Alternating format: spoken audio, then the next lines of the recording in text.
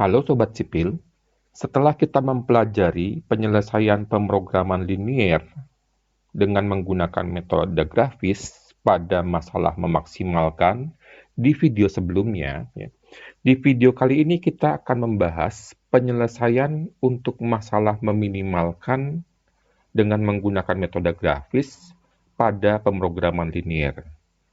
Juga akan melihat kemungkinan-kemungkinan adanya masalah khusus pada pemrograman linier. Tahapan-tahapan solusi sama dengan masalah memaksimalkan.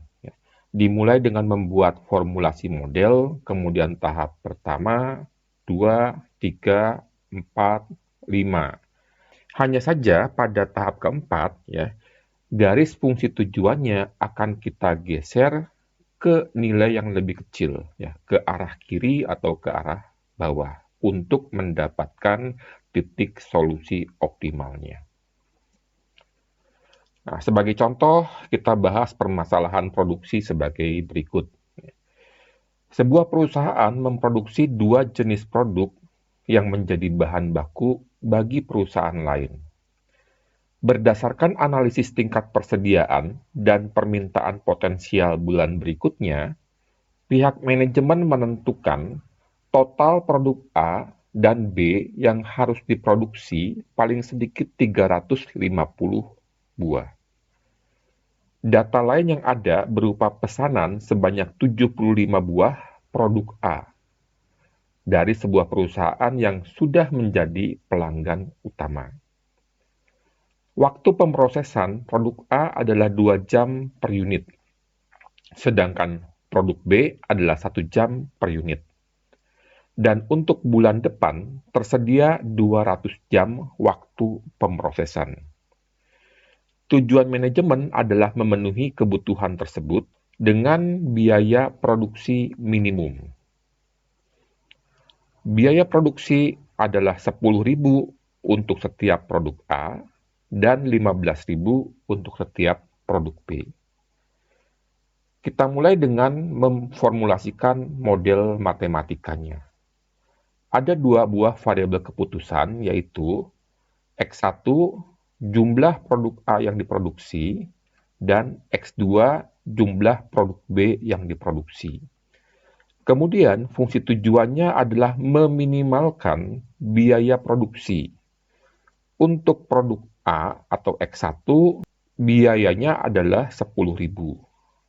Untuk X2 atau produk B biayanya adalah 15.000, sehingga fungsi tujuan kita adalah meminimalkan biaya, meminimalkan Z sama dengan 10 kali X1 ditambah 15 kali X2.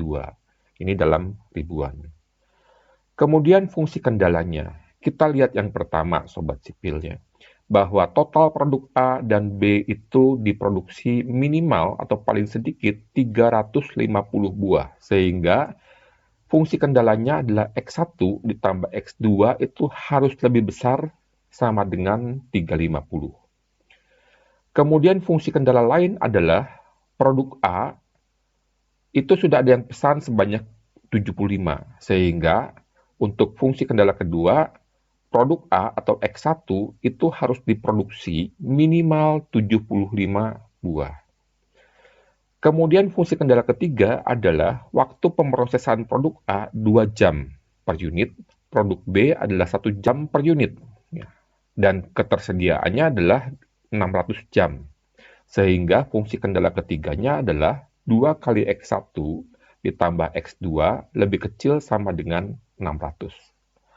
Dan fungsi kendala keempat adalah fungsi kendala non-negatif, di mana X1 dan X2 itu harus lebih besar sama dengan 0.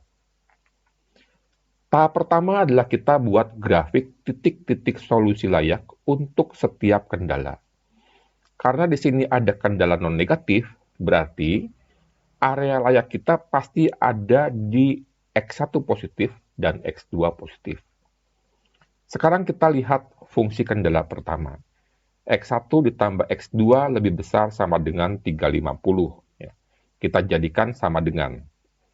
Kalau X1-nya sama dengan 0, maka X2-nya sama dengan 350. sini. Kalau X2-nya sama dengan 0, maka X1-nya sama dengan 350 juga. Kemudian kita tarik garis yang menjadi garis fungsi kendala yang pertama. Daerah layak dari fungsi kendala pertama ini adalah sisi atas atau kanan dari garis fungsi kendala. Kenapa? Karena kalau kita misalkan X1 dan X2-nya sama dengan 0, tentunya tidak akan memenuhi fungsi kendala pertama di sini, di mana tandanya adalah lebih besar. Ya. Kalau di sini 0, berarti kan 0 ditambah 0 tidak lebih besar dari 350, sehingga area layaknya ada di sebelah atas atau di kanan garis merah ini. Kemudian fungsi kendala kedua, X1 lebih besar dari 75. Nah, kita buat dulu menjadi sama dengan X1 sama dengan 75. Kita dapatkan titiknya di sini. Garis fungsi kendalanya adalah sebuah garis vertikal dengan daerah layaknya ada di sebelah kanan dari garis biru di sini, ya, karena lebih besar. Jadi kalau 100, 150 lebih besar dari 75, berarti ini adalah area layaknya. Kemudian yang ketiga adalah fungsi kendala 2x1 ditambah x2, kita jadikan sama dengan 600. Kalau x1-nya sama dengan 0, x2-nya sama dengan 600, ya, di sini. Kalau x2-nya sama dengan 0, x1-nya sama dengan 300. Kalau kita tarik garisnya, kita dapatkan ini adalah garis fungsi kendala ketiga. Area layaknya ada di sebelah kiri atau di sebelah bawah garis hijau di sini. Nah, kemudian ya kita coba tentukan area layak yang mengidentifikasikan semua solusi yang memenuhi ketiga fungsi kendala kita. Ya, ini tahap kedua kita. Ya. Nah, kalau kita lihat ya area layak untuk ketiga fungsi kendala kita itu ada di area yang kita beri warna kuning di sini. Ya. Nah, kemudian ya kita gambarkan garis fungsi tujuan yang menunjukkan variabel atau nilai variabel X1 dan X2 yang menghasilkan fungsi tujuan. Nah, fungsi tujuan kita adalah 10 kali X1 ditambah 15 X2. Ya. Nah, ini kita misalkan dulu sama dengan 6.000 ya, di mana besarnya nilai yang kita misalkan ini ya, kita pilih yang nanti akan memudahkan kita untuk menggambar garisnya di grafik ya. Nilai X1 dan X2-nya itu ada di range grafik yang kita buat. Kalau X1-nya sama dengan 0, kita akan dapatkan X2-nya sama dengan 400 di sini. Kalau X2-nya sama dengan 0, kita dapatkan X1-nya sama dengan 600. Sini. Kalau dua titik ini, ya, kita hubungkan dengan sebuah garis, ini menjadi sebuah garis dari fungsi tujuan. Ya. Nah, garis fungsi tujuan yang kita geser. Karena ya, fungsi tujuannya adalah meminimalkan, maka garis fungsi tujuan ini kita geser ke nilai yang lebih kecil, ke bawah atau ke kiri. Ya. Yang kalau kita geser, sejauh-jauhnya ya itu akan ada di sini yang masih bersentuhan dengan area layak. Ada di titik ini. Ya.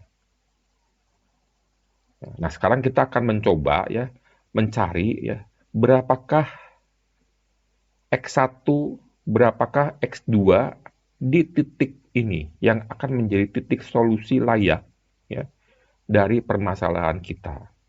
Nah, titik ini adalah persilangan antara fungsi kendala pertama dan fungsi kendala ketiga. Ya. Nah, kalau Sobat Sipil sekarang coba hitung, ya, atau cari titik ini nilainya berapa, ya, kita akan mencoba mencari persilangan antara fungsi kendala pertama dengan yang ketiga.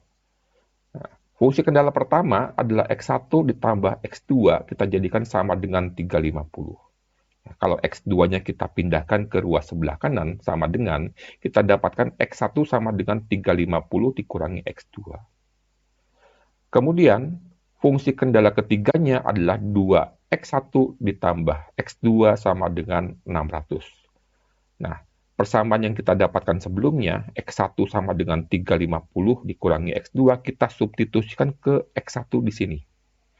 Sehingga kita akan dapatkan 2 kali 350 min X2 ditambah X2 sama dengan 600, sehingga kita dapatkan X2-nya akan sama dengan 100.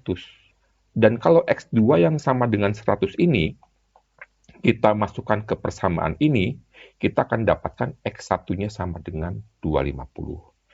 Jadi titik solusi di sini, ya, itu ada pada X1 sama dengan 250 dan X2 sama dengan 100. Ya. Sehingga kesimpulannya adalah, ya, X1, ya, jumlah produk A yang diproduksi itu sebanyak 250 unit. X2, jumlah produk B yang diproduksi itu sebanyak 100. Ya. Nah, dengan memproduksi X1 sebanyak 250 dan X2 sebanyak 100, kita akan mendapatkan, ya, biaya produksi minimum. Ya. Jadi kalau X1 dan X2 ini kita masukkan ke fungsi kendala kita akan dapatkan, ya, biaya produksinya sebesar 4 juta rupiah. Ya. Nah, sampai di sini jawaban dari permasalahan kita sudah diperoleh. Biaya produksi minimumnya sebesar 4 juta rupiah. Tetapi tentunya ada informasi lain yang bisa kita dapatkan dari perhitungan yang sudah kita lakukan. Sobat sipil coba lihat, ya. Dari persamaan pertama, ya, dengan X1 sebanyak 250 dan X2 sebanyak 100, kita dapatkan sama dengan 350. Sama di sini. Fungsi kendala kedua, X1-nya sama dengan 250. Ya, berarti kita lihat sobat sipil, permintaan di sini kan 75. Ya, kita buat 250, lebih banyak dari permintaan minimalnya. Fungsi kendala ketiga, ya, 2 kali X1 ditambah X2 sama dengan 600. Nah, perhatikan di sini kembali, ya, kendala 2 yang mensyaratkan agar permintaan produk A itu sebanyak 75 buah dari sebuah perusahaan langganan itu sudah terpenuhi. Bahkan diproduksi sebanyak 250 buah. Artinya, produk A ini memiliki surplus sebesar 250 dikurangi 75, sebanyak 175 buah. Ya. Nah, dalam istilah pemrograman linier, jumlah berlebih yang berkaitan dengan kendala lebih besar sama dengan ini, ya, disebut dengan variabel surplus. Ya. Variabel surplus ini adalah variabel yang nantinya akan dikurangkan dari sisi kanan kendala lebih besar dari atau sama dengan untuk mengubah kendala tersebut menjadi bentuk persamaan. Nah, sobat sipil, kita dimungkinkan akan menghadapi masalah-masalah khusus pada saat kita melakukan penyelesaian pemrograman linier. Yang pertama, ya, mungkin nanti kita akan menghadapi solusi optimal alternatif, di mana kasusnya itu akan terdapat lebih dari satu solusi yang memberikan nilai optimal pada fungsi tujuan. Yang kedua, mungkin kita akan dihadapkan pada situasi ketidaklayakan. Ya, kasus di mana tidak terdapat solusi untuk masalah pemrograman yang memenuhi semua kendala.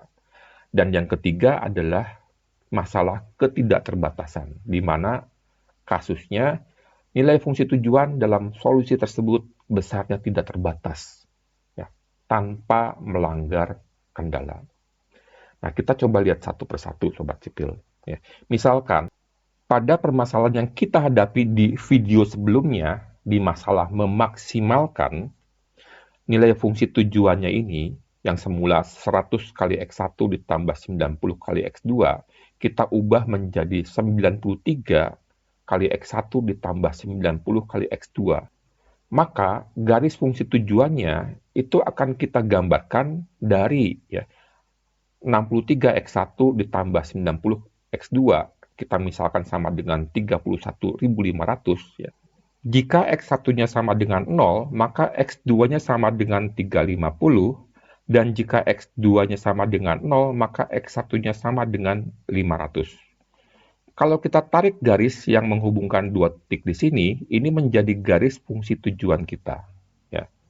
Nah, Kalau garis ini kita geser sejajar, ya, karena fungsinya adalah memaksimalkan, berarti digeser ke atas ke nilai yang lebih besar, ya, kita akan mendapatkan, ya, bahwa solusi optimalnya itu ada di sepanjang garis ini, ya, berimpit dengan garis fungsi kendala 1 dari perpotongan titik dua kendala di sini dan perpotongan dua kendala di sini. Ya. Nah, solusi optimal alternatif ini, ya, artinya manajemen bisa memilih titik-titik yang ada di sepanjang garis ini yang paling menguntungkan menurut kriteria yang dimiliki oleh manajemen. Nah, ini merupakan solusi optimal alternatif. Yang kedua, misalnya, ya, masalah kedua, jika pada contoh yang tadi, ya, kita tambahkan dua fungsi kendala baru, ya, X1 lebih besar sama dengan 500 dan X2 lebih besar sama dengan 400. Berarti kita akan punya, ya, ini garis fungsi kendala kelima, ya, di mana area layak di sebelah kanan garis ini, dan ini adalah garis fungsi kendala ke-6, di mana area layaknya ada di bagian atas garis ini, sehingga area layak untuk dua fungsi kendala tambahan ini adalah di sini. Ya. Nah, Sobat Sipil bisa lihat di sini bahwa ternyata tidak ada area layak yang memenuhi ke-6 fungsi kendala kita. Ya, artinya di sini kita tidak mendapatkan solusi optimal. Ya. Nah, bagaimana kita menginterpretasikan ketidaklayakan di sini? Ini adalah kondisi ketidaklayakan. Ya. Kasus ini terjadi karena kita kekurangan sumber daya untuk memproduksi, ya, X1, ya, sebanyak permintaan dan X2 sebanyak permintaan. Ya, yang ada di kendala 5 dan kendala 6. Sini. Permintaannya X1 adalah minimal 500, X2 sebanyak 400. Kita tidak punya sumber daya yang cukup untuk memproduksi sesuai permintaan di sini. Jika kita tetap ingin memproduksi X1 dan X2 sebanyak permintaan dari fungsi kendala 5 dan 6 di sini, kita harus menyediakan sumber daya tambahan, ya, atau kapasitas tambahan, ya, pada kendala 1, kendala 3, dan kendala 4. Ya. Sehingga nanti kita akan mendapatkan area layaknya ada di daerah sini, yang kecil di sini. Dan nanti dicari titik optimalnya yang mana. Dan masalah khusus yang terakhir adalah masalah ketidakterbatasan. Misalkan kita punya formulasi model seperti ini, ya, di mana fungsi tujuannya adalah memaksimalkan 30X1 ditambah 20X2 dengan fungsi kendala X1 lebih besar sama dengan 3 dan X2 lebih kecil sama dengan 6, di mana ada kendala non-negatif juga. Kalau Sobat Sipil coba gambarkan, ya, untuk fungsi kendala pertama, di mana X1 lebih besar sama dengan 3, berarti kita punya garis vertikal di mana X1 sama dengan 3 di sini, area layaknya ada di sebelah kanan, karena lebih besar dari 3. Dari fungsi kendala kedua, X2 sama dengan 6, ya, garisnya di sini, dan area layaknya di bawah, karena X2 lebih kecil dari 6, kita akan dapatkan area layaknya di sini. Dan kalau kita gambarkan garis fungsi tujuannya, ya, kita dapatkan di sini. Ya. Nah, pada kasus ini kalau kita mau menyelesaikan permasalahan kita dengan memaksimalkan, garis fungsi tujuan ini kan kita akan geser terus ke arah nilai yang lebih besar. Ya. Pada kasus ini kita lihat area layaknya membentang tak terbatas sepanjang sumbu X. Ya. Sehingga solusi untuk masalah ini dapat dibuat sebesar apapun yang kita inginkan. Ya.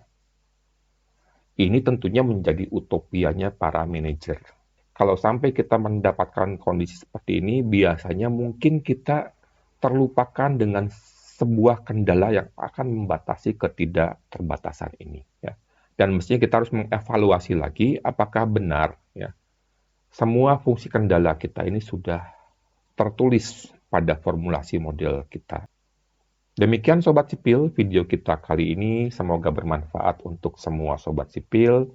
Apabila ada komentar atau pertanyaan, silahkan isi di kolom komentar di bawah ini. Sampai jumpa di video-video selanjutnya.